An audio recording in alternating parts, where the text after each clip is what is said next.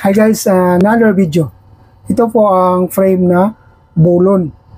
Bulon po ito ng brand ng frame. I-insert ko dito yung progressive.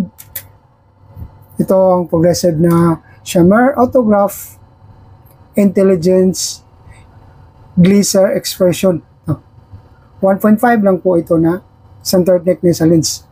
Manda na po ito sa pag-cut yung lens nyo. Ito po ang lens nyo. Ito ang right, ito ang left. Ganyan na. Progressive po ito. Mayroong mga guhit pa. Marker. Distance, sa taas, center, intermediate. Sa baba naman yung reading. Yan. Tatlong guhit po yan. Yan po ang progressive Shimmer Autograph Intelligence Glisser Expression. Ito po ang card ng Shimmer na. I-insert natin dito sa frame na Bulon. Ito po ang frame na Bulon. Bulon po ito na titanium frame po ito. Yung sa gilid niya gold. Titanium po ito. Insert na natin yung right. Kasi tapos naman sa pag-cut ko. At i-insert dyan. Sa pag-insert naman lang.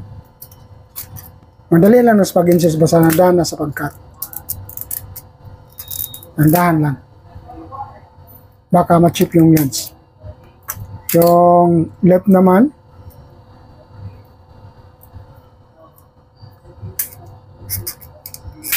Yan. Tingnan nyo. Na-check na yung lens ha. Dito. Yung progressive Shimmer Autograph Glisser Expression. Tara. Clear pa lang po ito. Clear. Clear lang po ito. Hindi ito, walang kulay po ito. Yung center thickness ng lens ay 1.5. Diyan nakalagay yung, nag-indicate na din yung grade. Ang grade nito ay, yung distance niya sa right at left, walang grade. Yung reading na, may grade na 175. Yung distance niya, walang grade. Yung reading niya, may plus 175. Yan po. Maraming salamat po sa inyo lahat sa pagtingin sa mga binablog ko na anong frame, anong brand ng frame, anong lens ng brand.